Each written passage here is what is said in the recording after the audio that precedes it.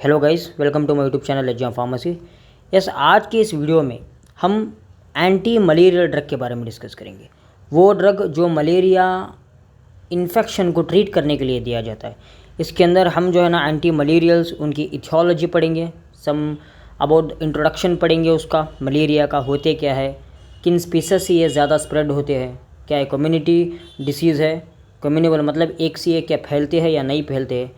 ये सब कुछ हम आज इस वीडियो में डिस्कस करेंगे। उनके साथ क्यूनोलिन्स, ओके, जो हम quinine sulphate, chloroquine, okay, then amodiaquine, primaquine phosphate, pamaquine, quinacrine hydrochloride, mefloquine, इन सभी के जो है ना हम स्ट्रक्चर देखेंगे और जो स्टार मार्क में है उसके हम SAR, then mechanism of action, user side effects जो सभी के सेम है वो आपको मैं बता दूंगा। ठीक है, ये तो आपको इम्पॉर्टेंट देखना ही होगा। इस वीडियो के अंदर इतना सब हम कवर करेंगे।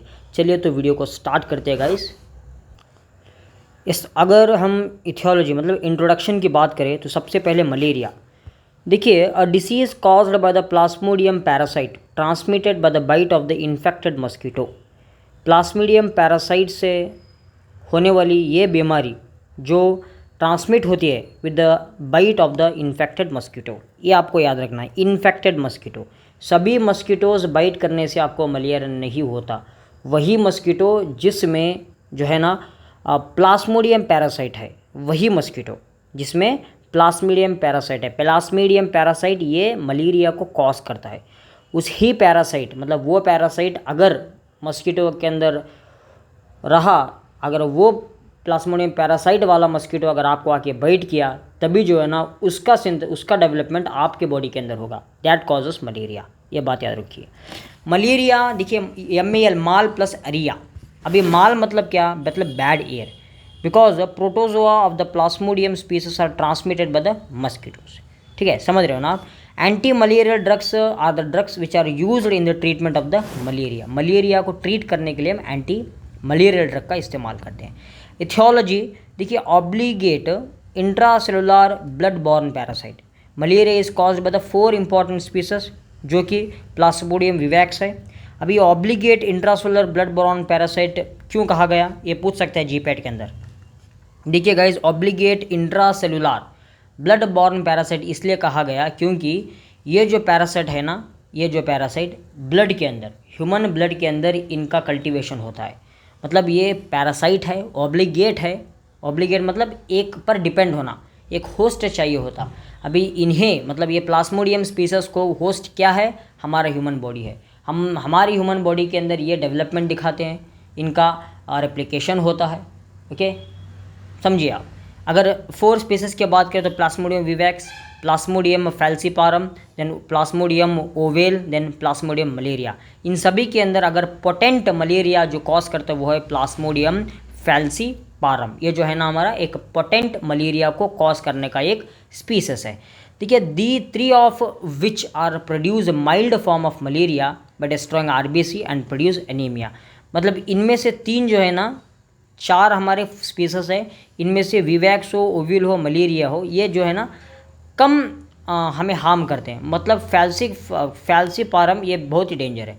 देखिए इधर बताए, the most dangerous species is plasmodium फैल्सीपारम।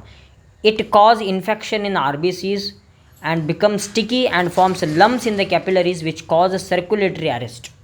This disease is responsible for many deaths every year. बहुत साल इस बीमारी से भी लोगों को झेलना पड़ा, अभी भी लोग झेल रहे हैं मलेरिया से। मलेरिया देखिए एक लाइफ थ्रेटनिंग डिसीज़ हम कह सकते हैं। अगर सही टाइम पर इसका इलाज नहीं हुआ तो it leads to the death. तो अगर हम इसके ऐसे ओवरऑल स्ट्रक्चर की बात करें तो ये है हमारा RBC। जैसे कि ये मलेरिया है, इसका ऑब्लिगेट रेड ब्लड सेल है, यह नॉर्मल सेल है हमारा, यह है इन्फेक्टेड RBC। ठीक है, ये जो है ना रेड ब्लड सेल के अंदर जो है ना रेप्लिकेशन दिखाता है, लम्स फॉर्म करता है। ये आपको दिख रहे होंगे, लम्स फॉर्म करता है और डिस्ट्रॉय कर देता है RBC को, लिवर को भी डिस्ट्रॉय कर देता है। Next symptoms, fever, shivering, pain in joints, headache, repeated vomiting, convulsions and coma. ये सीवियर केस में होता है गाइस। रिपीटेड वॉमिटिंग ये सभी सीवियर केस में। बाकी ये जो 4 है ना, ये कॉमन सिम्टम्स है मलेरिया के। नेक्स्ट क्लासिफिकेशंस की बात करें तो गाइस क्लासिफिकेशन से पहले आपको ये देखना होगा मतलब मलेरिया किस तरीके से फैलता है बॉडी के अंदर। सिंपल मैं बता देता हूँ। देखिए सबसे पहले होता क्या है, ये है हमारा मस्कीटो, ठीक है। ये मस्कीटो मतलब इन्फेक्टेड मस्कीटो है, इन्फेक्टेड विद अनाफेलिस मस्कीटो। ये जो है ना ऑलरेडी इसके अंदर प्लाज्मोडियम स्पीसीज है। जब ये प्लाज्मोडियम स्पीसीज जब ये काटता है मतलब धंसता है ह्यूमन बॉडी को, इसके अंदर का जो रहता है ना मतलब स्पीसीज वो ह्यूमन बॉडी के अंदर ट्रांसमिट हो जाता है। इसका रेप्लिकेशन लिवर के अंदर होता है और लिवर से होते होते होते ब्लड तक पहुंच जाता है। मतलब ब्लड का मैन्युफैक्चरिंग लिवर के अंदर ही होता है ना, लिवर के अंदर ये सब प्रोसेस चलता है। ओके, आरबीसी इसका प्रोडक्शन लिवर में भी होता है। उस समय जो है ना ये प्लाज्मोडियम विवैक्स ब्लड के अंदर पहुंच जाते हैं। ब्लड के अंदर पहुंच के ये करते क्या है गाइज, ये पूरा totally all over the blood के अंदर फैल जाते हैं। जब दूसरा मस्कीटो जब वे हमें बाइट करता है तब क्या होगा, हम इन्फेक्टेड है एनाफिलिस मस्कीटो से। जब वो पाप बेचारा मस्कीटो जब हमें बाइट करता है, हमारे अंदर जो प्लाज्मोडियम विवैक्स हो या फैल्सीफोरम हो, जो हमारे बॉडी के अंदर जो पैरासाइट है ना, वो पैरासाइट ब्लड के थ्रू इस मस्कीटो के अंदर आ जाएंगे। अब यही मस्कीटो अगर दूसरों को जाके अगर बाइट करा तो वो प्लाज्मोडियम विवैक्स उस आदमी से उस आदमी पर तक पहुंच जाएगा। इसी तरीके से जो है ना ये मस्कीटो से स्प्रेड होते हैं, इसलिए इन्हें जो है ना ये मस्कीटो से स्प्रेड होना इन्हें कहते हैं। हालांकि उस प्लाज्मोडियम विवैक्स को होस्ट करने वाले हम ही हैं, मस्कीटोज नहीं है। मस्कीटोज का काम बस ट्रांसमिट करना है, इतना ही। क्लासिफिकेशन की बात करें तो चिंकोन अल्कोलाइड क्यूनिन क्यूनिडीन है, 4 अमीनो क्यूनोलोन इसके अंदर, ये सभी क्लोरिक्यून, अमायोडाक्यूनिन, हाइड्रोक्सीक्यूनिन, ओके, मेफ्लोक्यून, देन पिपरेक्यून। 8 अमीनो क्यूनिलिन के अंदर प्रीमाक्यून, पामाक्यून, पेंटाक्यून, आइसोपेंटाक्यून। ओके, आज हम इसके बारे में डिस्कस करेंगे जो वेरी इंपॉर्टेंट क्लास है आपके एग्जामिनेशन के अंदर। चलिए सबसे पहले देखिए क्लोरिक्यूनिन। क्लोरक्यूनिन ये एक पोटेंट ड्रग है गाइस। आप इसका IUPAC नेम अगर देखेंगे तो देखिए ये है हमारा IUPAC नेम, ठीक है। 4,7 क्लोरो 2 मिथॉक्सी पाइरिडोल, 3,2 बाइक्यूनोलिन, 10 वाइल अमाइनो, 2,6 बिस पाइरोलिडिन, 1 वाइल मिथाइल फिनॉल। मतलब ये हमारा IUPAC नेम है। जो IUPAC केमिकल नेम की अगर बात करें तो क्लोरोक्यून ये हमारा जनरल स्ट्रक्चर है क्यूनोलिन 4 अमाइन का, that is 4 amino quinoline. Amine 4th position पर अटैच है, अमाइन जो है ना 4th पोजीशन पर अटैच है। क्लोरिक्यून के अगर आगे हम जो है ना इसका सिंथेसाइज, मैकेनिज्म ऑफ एक्शन और SAR भी देखेंगे। नेक्स्ट है हमारा हाइड्रोक्सी क्लोरिक्यून, ये लेस टॉक्सिक है, ओके। ये भी एक तरीके का क्यूनोलिन है, 4 अमाइनो क्यूनोलिन का डेराइवेटिव है, ये लेस टॉक्सिक है।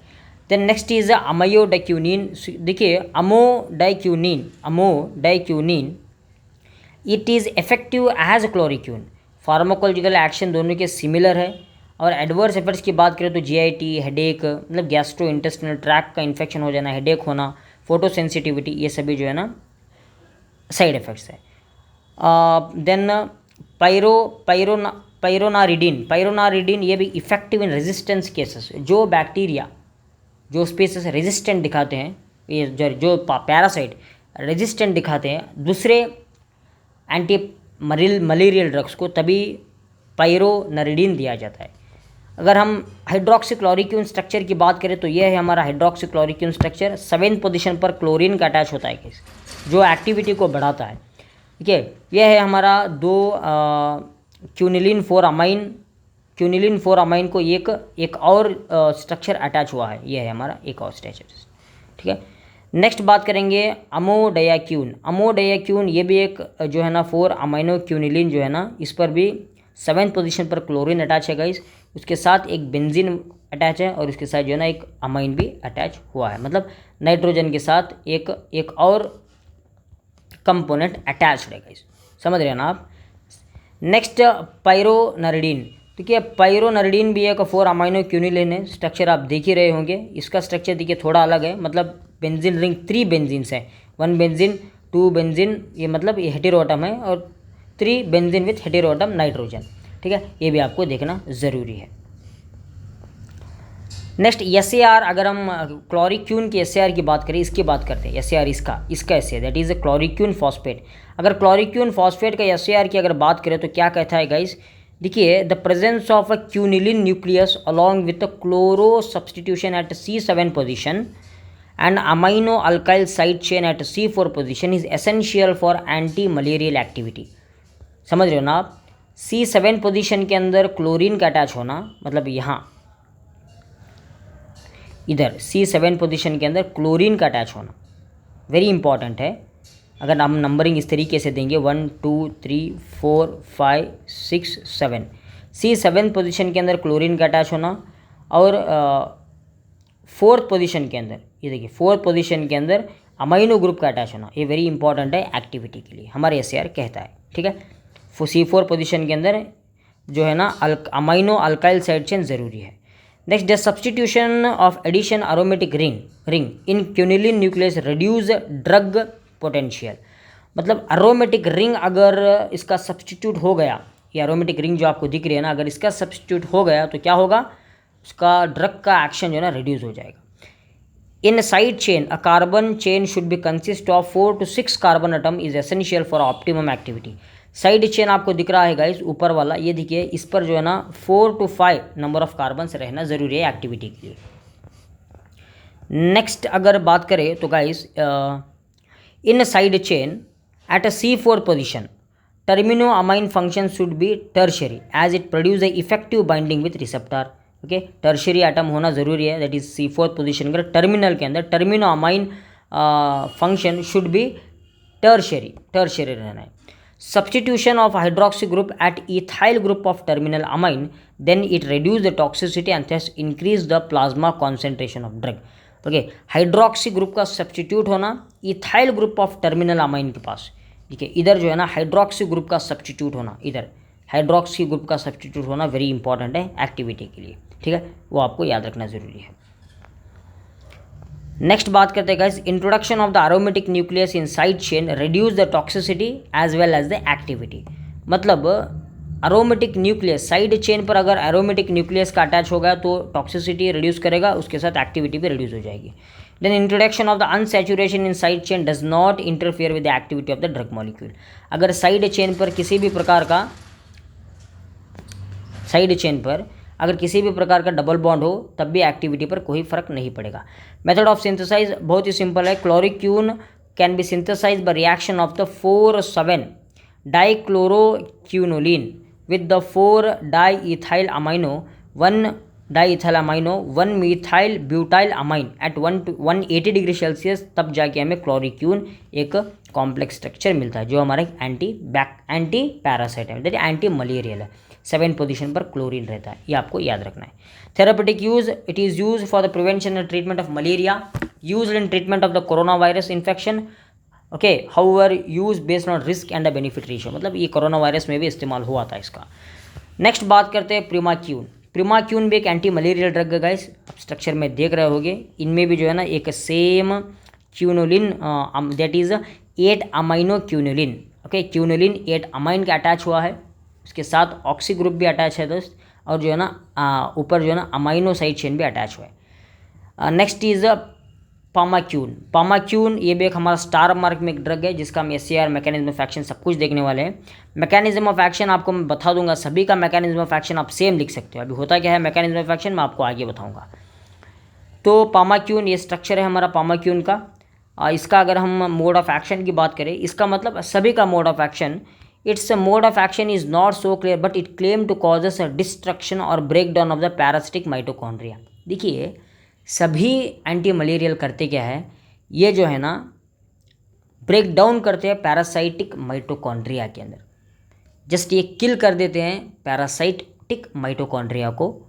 Okay, as well as it undergoes intercalation into DNA structure, मतलब DNA स्ट्रक्चर के अंदर गड़बड़ कर देते हैं पैरासाइट के, और माइटोकॉन्ड्रिया पैरासिटिक माइटोकॉन्ड्रिया को भी ब्रेक डाउन कर देते हैं। इससे जो है ना फर्दर उनका प्रोसेस नहीं होगा, मतलब उनकी फर्टिलाइजेशन या उनका गैमेट फॉर्म होना बंद हो जाएगा, जिससे मलेरियल पैरासाइट का ख़त्म होना ज़रूरी है, मतलब देहांत हो जाएगा उनका, आप आसान भाषा में। नेक्स्ट SAR की बात करें तो guys SAR of the pamaquine इसका अगर हम स्ट्रक्चरल एक्टिविटी रिलेशनशिप बात करें तो presence of phenolic nucleus along with the presence of the methoxy group with C6 position oxy. देखिए ये है हमारा methoxy group at the 6th position. Okay 1 2 3 4 5 6 methoxy group, ये है हमारा methoxy group. Methoxy group at 6th position very important है activity के लिए। And amino alkyl position eight C8 is essential for the anti malarial activity. ठीक है, anti malarial activity. 1 इसको दीजिए और 2 इसको दीजिए, 3 4 के 5 6 पोजीशन पर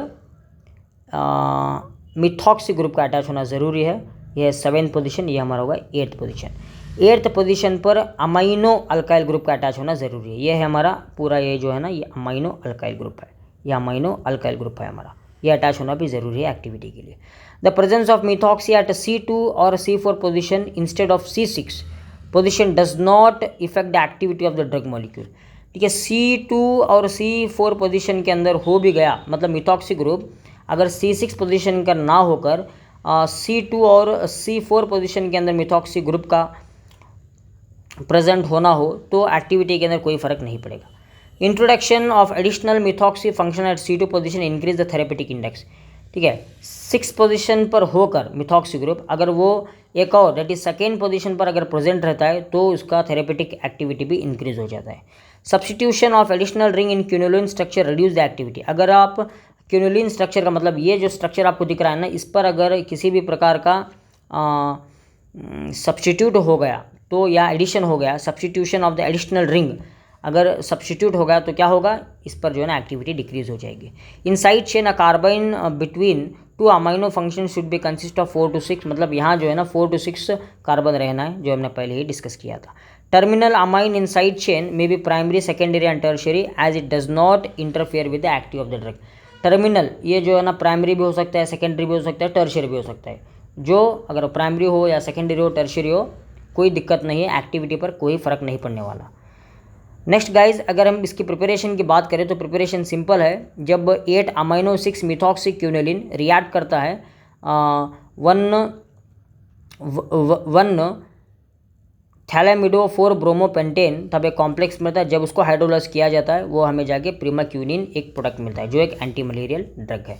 अगर इसके मैकेनिज्म ऑफ एक्शन तो हमने पढ़ लिया है, वही मतलब ये माइटोकॉन्ड्रिया, पैरासिटिक माइटोकॉन्ड्रिया को ब्रेक डाउन करते हैं और डीएनए को डेवलप होने देते नहीं।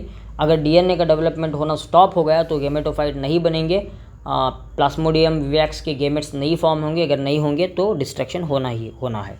मेफ्लोक्यून ये भी एक तरीके का एंटी मलेरियल ड्रग है जो एंटी मलेरिया को ट्रीट करने के लिए दिया जाता है। Next is the quinine sulphate. Quinine sulphate भी एक एंटी मलेरियल ड्रग है जिसका इस्तेमाल अधिक तरीके से होता है मार्केट के अंदर। तो गाइज़ ये हो गया हमारे एंटी मलेरियल्स। यूजेस तो इसके सभी एक ही है, it is use to treat the malaria, और इस रिमेटल आर्थराइटिस में भी इसका इस्तेमाल होता है गाइस। आप वो भी आप आराम से लिख सकते हो। साइड इफेक्ट्स नोजिया, वॉमिटिंग आप लिख सकते हो आसानी से, ब्लीडिंग भी आप लिख सकते हो। यस, तो ये हो गया हमारा पूरा का पूरा जो है ना, मतलब पूरा का पूरा, मतलब आज हम इस वीडियो में मैक्सिमम एंटी मलेरियल्स और इथियोलॉजी ऑफ द एंटी मलेरियल्स को कवर करें। उनके अंदर स्पेशली क्यूनोलिन्स के हमने डिस्कस किया है। नेक्स्ट वीडियो में हम जो है ना next class of anti malarial जो स्पेसिफिकली बिग्यूनाइट्स है, ये वाला, इसको हम डिस्कस करेंगे। बिग्यूनाइट्स और सब मिसलिनियस ड्रग्स है जैसे कि आर्टिसुनेट हो गया या आर्थिमेथिर हो गया, इसको भी हम आने वाली वीडियो के अंदर डिस्कस करेंगे। अगर वीडियो अच्छा लगा तो चैनल को सब्सक्राइब करें, शेयर करना ना भूलेगा। Thank you.